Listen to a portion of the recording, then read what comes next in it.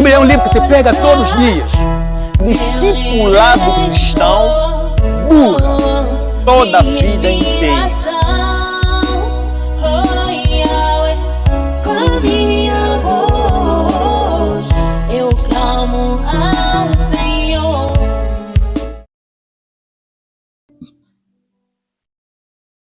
E nós temos que tirar esse entendimento. E principalmente esses falsos profetas que surgem hoje, eles ensinam isso.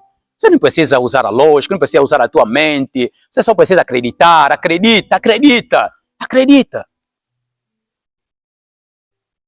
Mesmo até quando nós estamos a acreditar, quando nós acreditamos em Deus, quando acreditamos na palavra de Deus, nós usamos um raciocínio.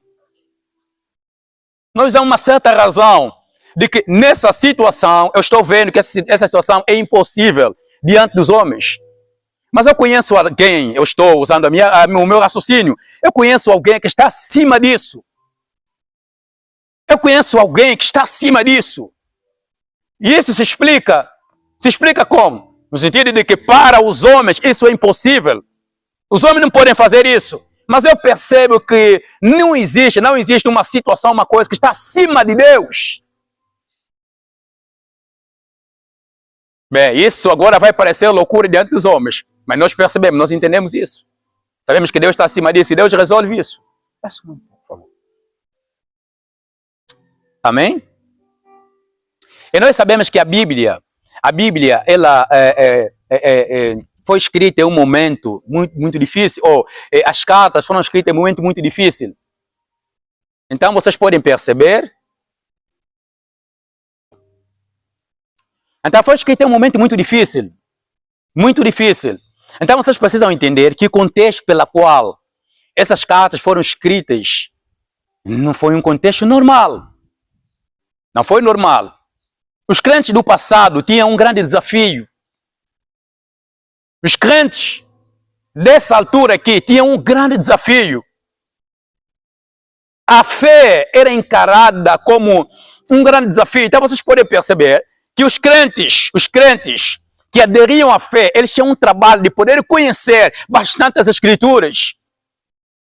Porque havia muitos falsos profetas e muita gente que se levantando contra o cristianismo.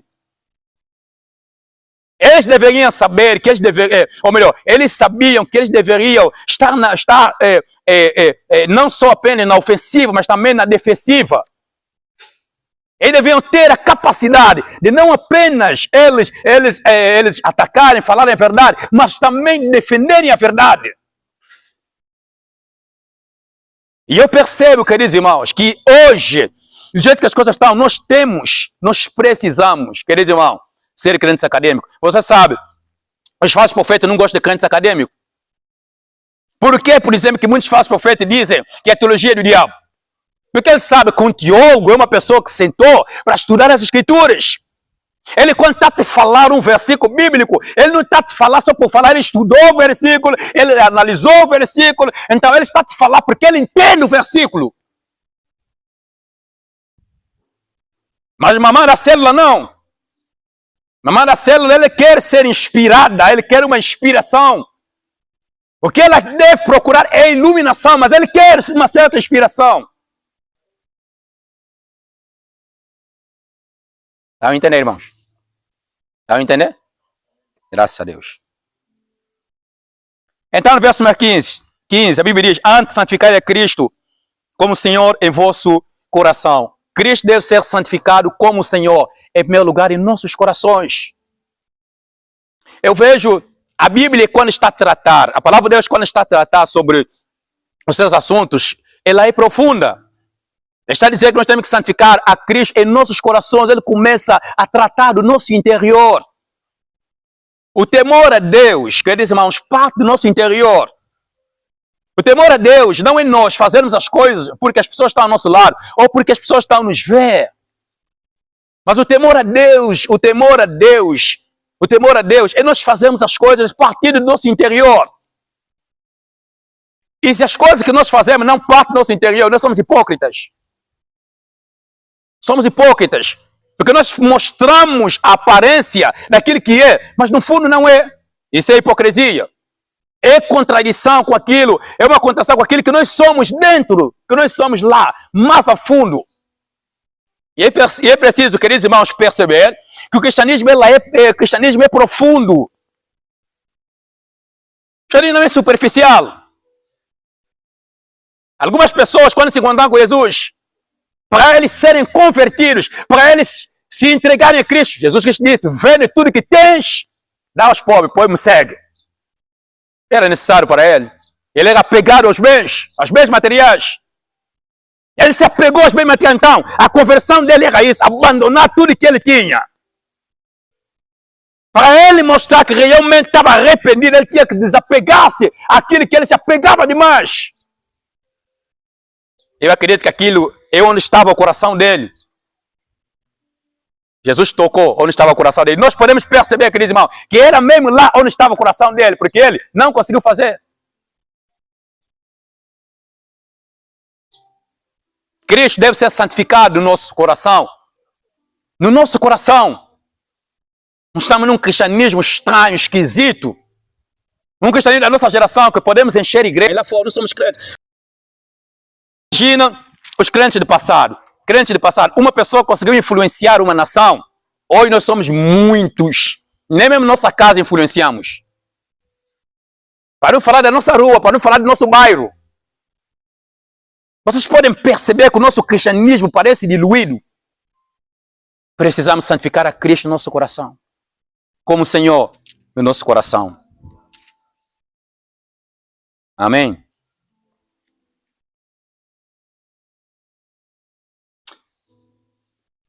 Então, essas coisas que ele vai dizer aqui são maneiras também de santificar a Cristo, né? Primeiro, nós vamos santificar a Cristo como o Senhor em nossos corações. E ele depois, estando sempre preparados.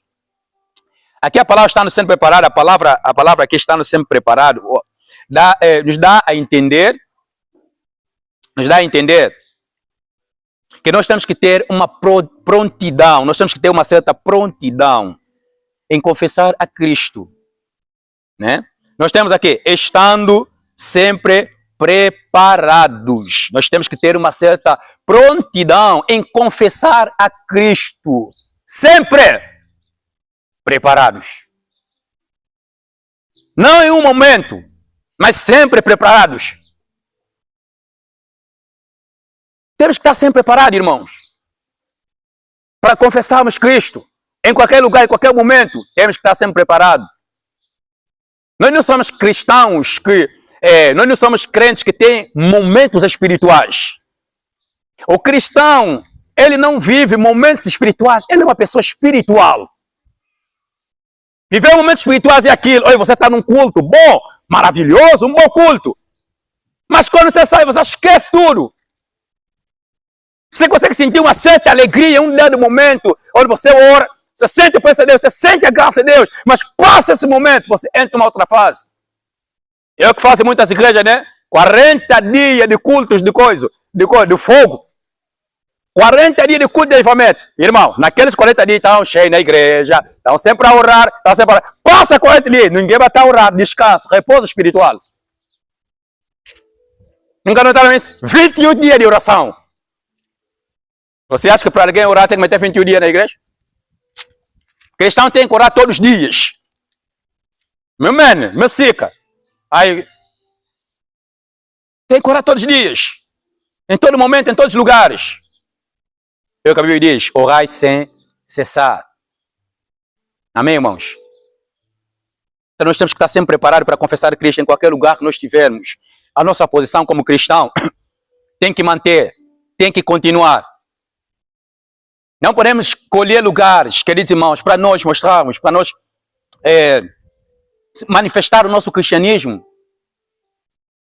Eu até não consigo entender como é que em alguns lugares nós somos cristãos, em outros lugares não somos cristãos. Não consigo perceber. Porque nós vivemos isso, não é? Nós somos cristãos aqui, mas em outro lugar não somos. Você consegue perceber a conduta dos crentes? Parece que muito distante do que é ser realmente cristão. E nós chamamos aquelas pessoas que estão sempre sérias em qualquer lugar. Que sempre estão preparadas para confessar Cristo como pessoas conservadores, radicais. É o que nós dizemos.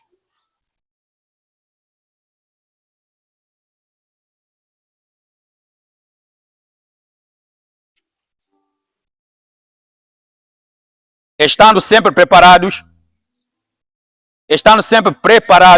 para responder. Irmão, aqui responder do grego é apologia.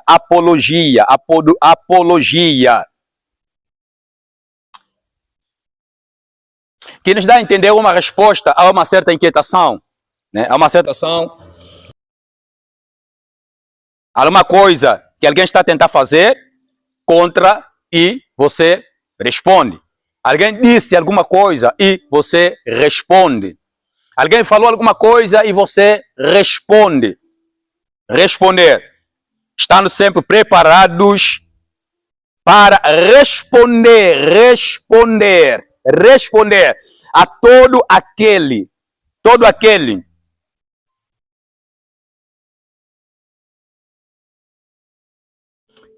aquele que vos pedir razão da esperança que há em vós, estando sempre preparado para responder, para fazer apologia.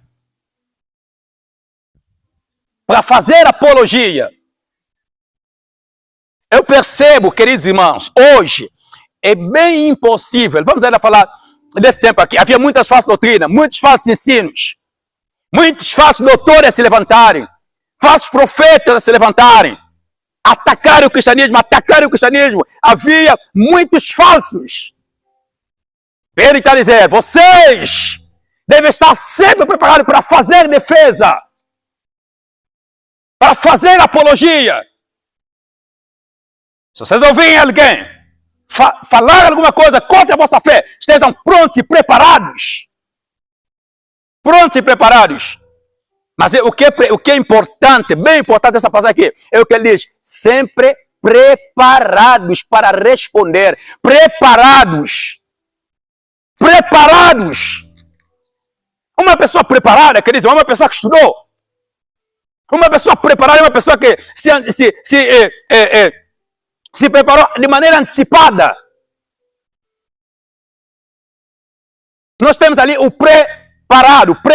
É alguém que se preparou de maneira antecipada ou antecipada.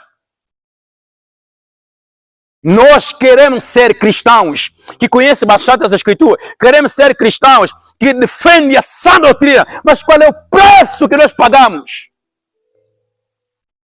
para a nossa preparação? Qual é o teu preço? Irmão? Qual é o preço? Oh, irmão, você quando vê os grandes homens que existem hoje, muitos que já morreram, você percebe qual é a intimidade que eles tinham com Deus. Você tem que se questionar. Quando você pensa que você já conhece a Bíblia, você lê os crentes do passado que conheceram bastante as Escrituras. Quando você pensa que já conhece a Bíblia e quer se orgulhar, e você lê sobre os crentes do passado que conheciam bastante as Escrituras, mas eram humildes. Isso é uma nuvem de testemunha para nós. Amém? Queridos irmãos, em Cristo, nós estamos no século 21. O cristianismo tem que ser acadêmico. Porque se não sermos acadêmicos, irmãos, nós vamos destruir. Iremos destruir, irmãos. Nós sabemos a responsabilidade de dirigir uma igreja, irmão. E nós temos que sacrificar a nossa vida para termos uma igreja bíblica, uma igreja bem ortodoxa, bem doutrinada. É sacrifício, é estudar.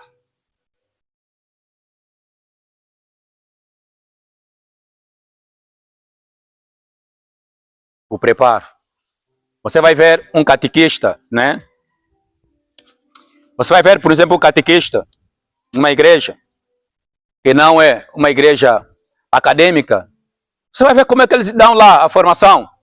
Você vai ver, a pessoa está a dar, por exemplo, o EBD, mas Imagina que eu estou a ensinar alguma coisa que o povo tem dúvida. E até a ensinar uma coisa que você tem dúvida. Você não estudou bastante aquilo. Eu acredito que não houve eficiência, nem eficácia. Porque você não estudou bastante o assunto. Quando você estuda bastante o assunto, você estuda bastante o assunto. Quando você começa a explicar, até a pessoa que está a explicar está à vontade. Você tem paz ao explicar. Você se encontra com algumas pessoas que são falsos e você deixa ainda falar, tá a falar. E você pega aquele ponto por ponto, começa a tratar aquilo com detalhe e a corrigir aquilo. Nós precisamos ser cristãos acadêmicos. Precisamos usar nosso raciocínio lógico. Estudar as escrituras. Você vai pregar, não fica só, não, essa oração. Não. Você passou um dia em oração, também se dedica aí num dia estudando as escrituras.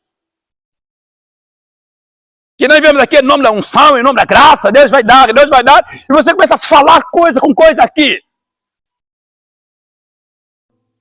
E não vai merecer nenhum amém. Sim?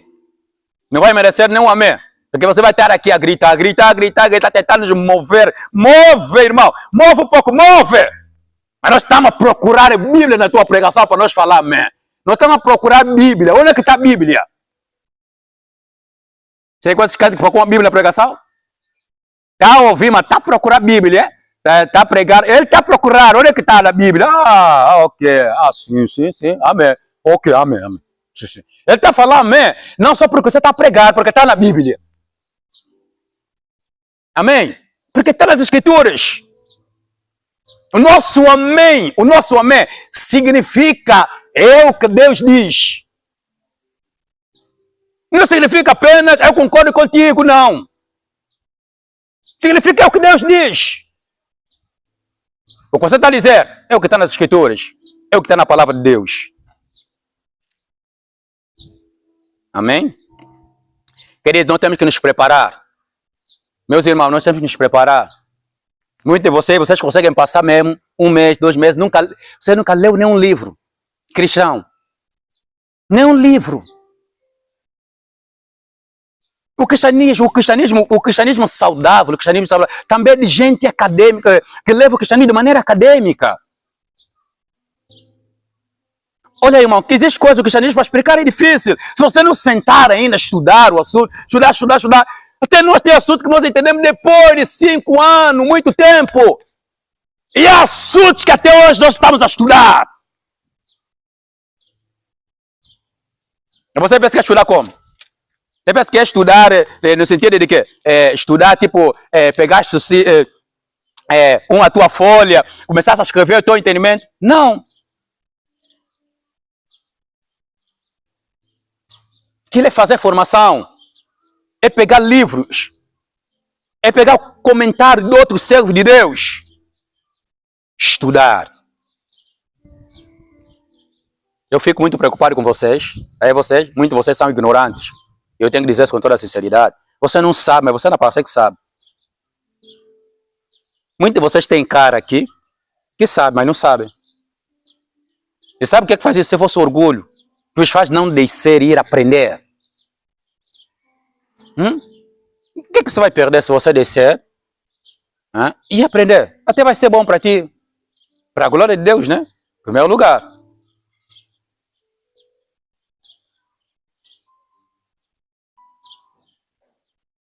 Amém? Então nós temos que nos preparar, queridos irmãos. Nós temos que nos preparar. Temos que nos preparar. Santificai a Cristo como Senhor em vosso coração, estando sempre preparados para responder a todo aquele que vos pedir razão da esperança que há em vós. É o que ele está a dizer.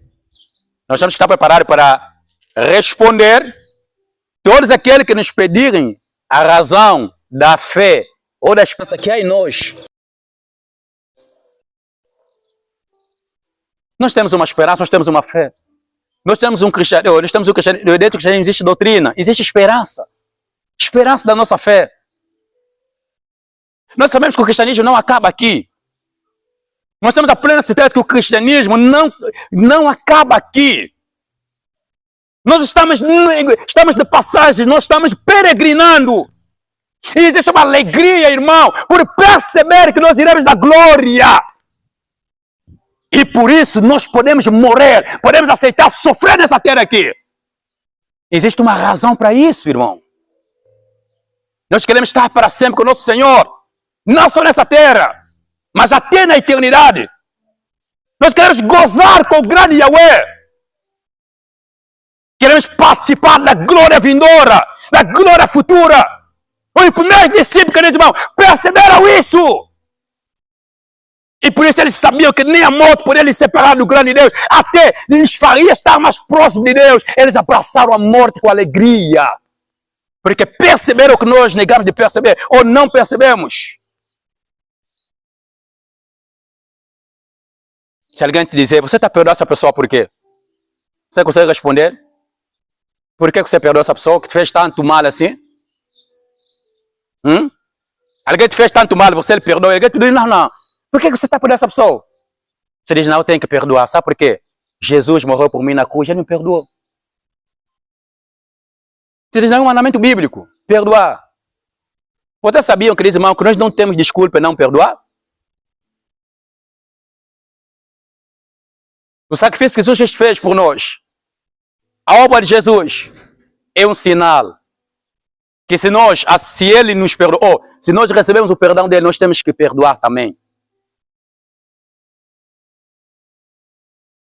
Então, se alguém nos pedir uma explicação, se alguém nos pedir uma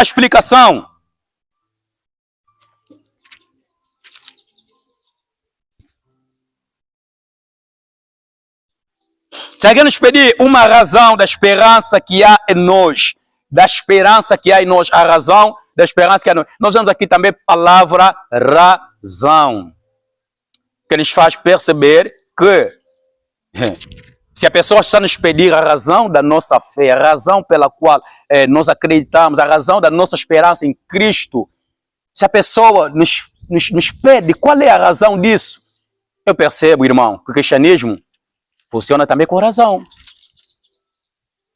Temos que usar o nosso raciocínio lógico.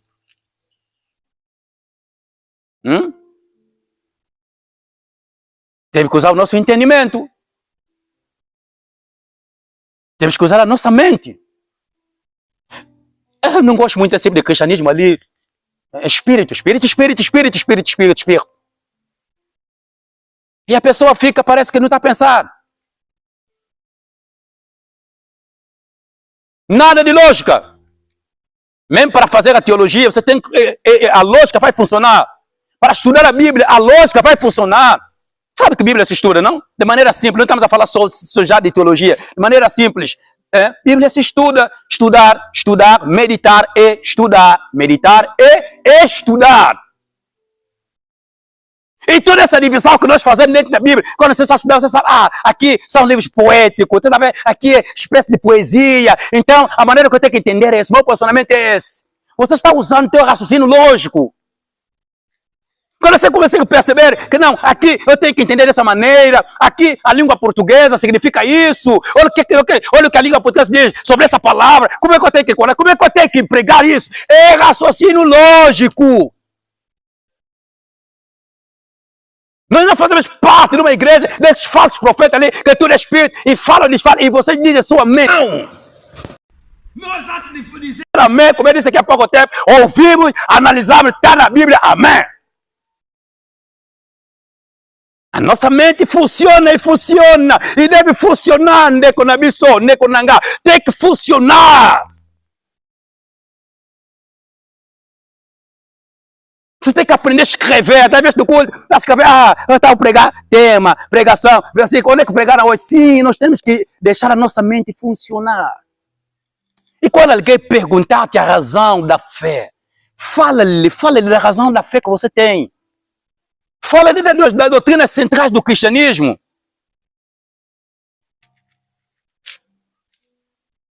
Fala disso.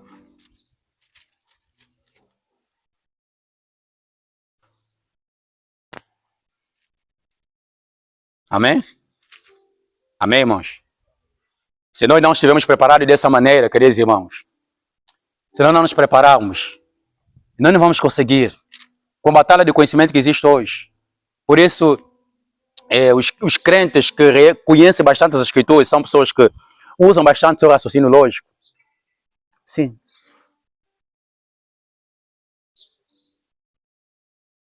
Pessoas que fazem teologia usam bastante seu raciocínio lógico. Muitos servos de Deus do passado que eram teólogos, eram filósofos, pessoas que conheciam bastante sobre a filosofia.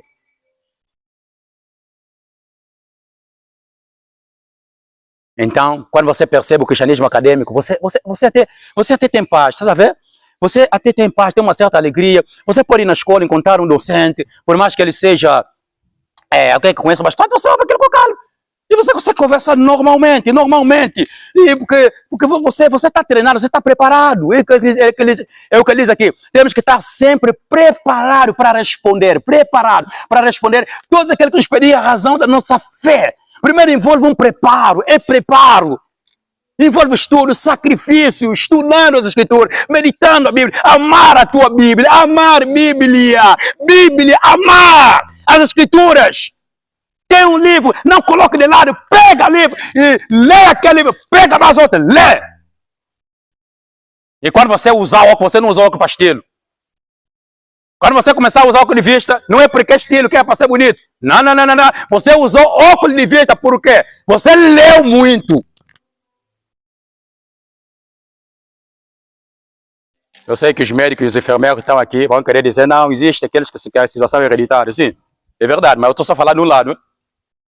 Existem aqueles que herdaram, os seus familiares, isso é verdade, né? A maior parte dos meus irmãos usam óculos. Lá da minha mãe tem esse problema, meu pai também teve esse problema. Mas também tem pessoas que não usam. Eu acredito mesmo que as minhas daqui a pouco já vão usar óculos. E principalmente com a tecnologia de hoje, nós lemos no telefone, nós lemos no computador, as luzes. Eu acredito que seria um grande prazer saber que eu estou usando óculos de vista, porque eu li muito sobre a palavra de Deus. Estudei muito. Então o óculos começar a ficar aqui. Tá vendo aquele óculos ali? Você estudou muito. Ao invés de usar aquele óculos ali, porque tem aqueles óculos aí de leitura, né? Aqueles ali que pessoas usam para leitura, muitos daqueles mais velhos usam só aqui já. Quer dizer, essa visão aqui, ele só está a olhar, está a conversar. Quando tiver que ler, ele inclina assim os olhos. Então o óculos fica já aqui.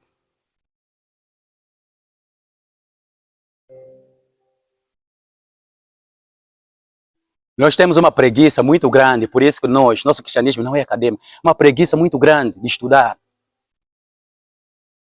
Sabe o que eu percebi sobre a leitura? Nós sabemos que na leitura vamos ganhar, teremos benefício, lendo bastante sobre as Sagradas Escrituras, sobre a Palavra de Deus, terá muito benefício. Mas só que nós temos que... Você leu um livro que você se arrependeu por não ter lido aquele livro, andou contigo há muito tempo. Já aconteceu com alguém aqui? Você tinha um livro há muito tempo, você não lias. O livro estava ali guardado, você pegou, 5 anos o livro está contigo, você não leu. Você percebe algo lá, meu Deus, durante 5 anos eu não li esse livro. Quando você perceber isso, guarde essa experiência. Saiba então que se você perdeu 5 anos para conhecer alguma coisa através do livro que estava nas tuas mãos, não aceite perder mais 1 dia, 2 dias. Você tem que fazer um programa, não começa a passar 2, 3 dias, não estás a ler. 4 dias, não estás a ler. Vai tudo no Facebook. Desliga daquele chat ali. Desliga. Lê. Você vai perceber as coisas de maneira diferente. Leitura, irmão. Leitura é uma maravilha. Tem coisa, você está a ficar alegre. Está a ler. Em que alegria está a entrar? Na leitura. Eu lembro quando eu estava lendo sobre a cristologia, ali no bacharel em teologia, quando eu estava a estudar ali, irmão, estava a ver muita coisa sobre Cristo, eu estava a ficar alegre, irmão.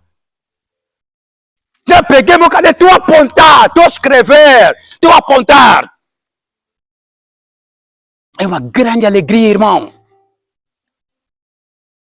Você percebe, você participa, você numa conferência, em um determinado lugar, olha pessoas, uma conferência bem organizada, pessoas conseguem perceber o teu comentário, bem diferente do outro. Você estuda. Você estuda.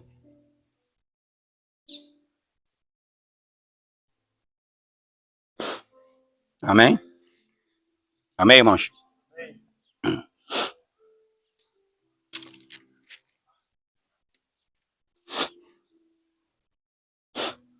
Verso 16. Fazendo-o, todavia, com mansidão e temor. Nós temos que fazer isso, temos que responder às pessoas com mansidão e temor. Com mansidão. Alguém vem e nos pergunta a razão da nossa fé. Nós não podemos olhar isso já como um momento para poder falar de qualquer maneira. Até a Bíblia orienta como nós temos que responder. A Bíblia não diz só responde. Alguém veio te questionar a razão da tua fé, responde. Então você começa a responder de qualquer forma. Não. A Bíblia diz responder com mansidão e temor. Amém, irmãos? Você está a responder com mansidão, com temor.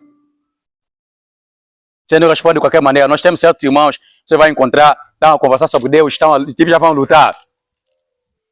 Tipo já vão lutar.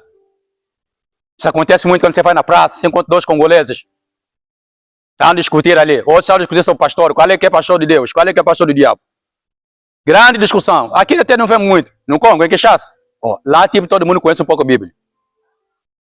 E cada um tem pastor dele preferido. Você encontra sempre discussão. E a gritar, tipo querer lutar. Tá aquele pastor do diabo. Não é do diabo. Que ele é pastor, homem de Deus. Que ele é do diabo de Deus. Mas você quer dizer que o pastor é do diabo? Mostra na Bíblia porque ele é do diabo. Você não pode só ouvir dizer que ele é do diabo.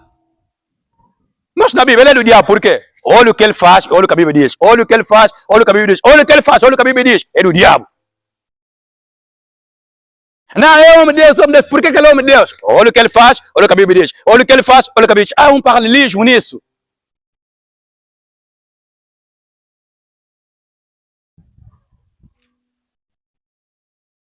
Então temos que fazer isso com mansidão. Se alguém tiver a querer entrar em briga e discussão contigo, deixa ele falar. Deixa ele falar. Quando ele terminar, então você responde com mansidão e temor. Nunca se esqueça que você é filho de Deus e que você é temente a Deus. Com boa consciência, né? Boa consciência é importante também. De modo que naquilo em que falam contra vós, fiquem envergonhados os que difamam o vosso bom procedimento em Cristo. De modo que naquilo em que falam mal de vós, fiquem envergonhados. Fiquem envergonhados os que difamam o vosso bom procedimento em Cristo. Nós temos aqui o bom procedimento em Cristo. Eles ficarão envergonhados, aqueles que difamam, né, nos difamam. Deixa-me só ler bem, por favor. Fazendo todavia com mansidão e temor, com boa consciência, de modo que naquilo em que falam contra vós, fiquem envergonhados os que difamam o vosso bom procedimento em Cristo. Existem ocasiões que Deus nos dá para nós podermos testemunhar, para aquela ocasião ser um testemunho de que as pessoas não é aquilo que eles pensam de nós, não é aquilo que eles falam de nós. Deus pode criar circunstâncias e você para no meio das pessoas que têm inventado coisas contra ti. E naquele momento, pelo teu procedimento, pode dizer que não, na realidade ele não é isso que nós temos pensado. Nós temos pessoas assim, que já pensaram assim de nós. Há pessoas até que acham que nós nunca rimos. Nós nunca rimos. Você já viu isso? Nunca riram porque eles são muito nervosos. Você acha que a pessoa que nunca riu pode casar? Mano Vitor, você nunca riu com a Mana Angelina? Você já não ri muito, Mana Angelina? Sorriso. Sempre, né? Viu, tá rindo? Não tem como, o sorriso faz bem. Você não vai conquistar uma irmã assim. Irmã, Deus me falou. Irmã, não. Irmã, irmã, estou a gostar de ti. Irmã, olha, você é muito linda, irmã. Eu estou a gostar de ti. E eu estou a ver que você dá para ser a minha futura esposa. O que é isso? Irmão, você pode morrer assim, não sei como. Nervoso, nunca ri. Quando vai na tua irmã, ou seca, vai rir. Irmã, vai rir. Pessoa que nunca riu muito, dá a rir. Você viu pessoa que você imagina que nunca riu muito, quando ele fica com a parceira dele? Quando ele está com a parceira dele? Nunca riu muito, vai ele ver quando ele está com a parceira dele. Dá a rir, dá a rir, alegria. Então as pessoas que ficam mais próximas de nós é que sabem disso. Só que nós somos sérios, não rimos em qualquer lugar. Nós sabemos que o mundo de hoje não nos dá muitos motivos de rirmos à toa. Nós lamentamos muito mais do que estar a rir. Se tivesse que escrever um livro hoje, talvez escrever Lamentações do século XXI. Bem, eu já escrevi um quando eu estava em Kinshasa, mas tenho que editar.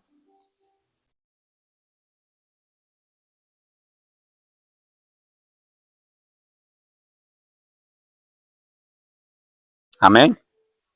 Então, se Deus lhe dar essa oportunidade de você poder estar entre as pessoas que pensam coisas contra ti, falam mal de ti, inventam, porque tem sempre pessoas inventando coisas contra nós, sabia disso, né, irmão? Tem sempre. Tem sempre. Olha, tem certas coisas que dá para você, tem certas coisas, às vezes dá vontade, você ir no mundo e gritar, eu sou crente de Jesus, eu não sou assim. Mas nós não podemos fazer isso. E nós não respondemos a tudo, irmão, nem a todos, nem a qualquer momento. Há certas situações, nós sabemos que não é o momento que nós respondemos. Não é o momento ideal. Nós deixamos as pessoas falar e falar, até nós sentimos que é o momento exato que nós respondemos.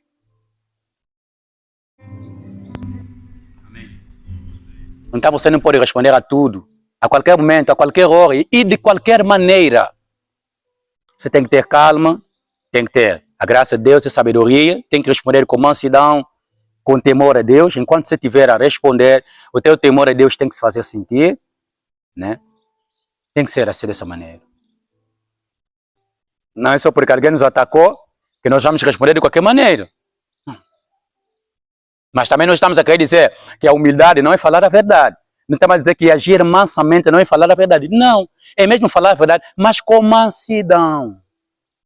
Você consegue perceber a mansidão, a humildade, a andar junto com a seriedade?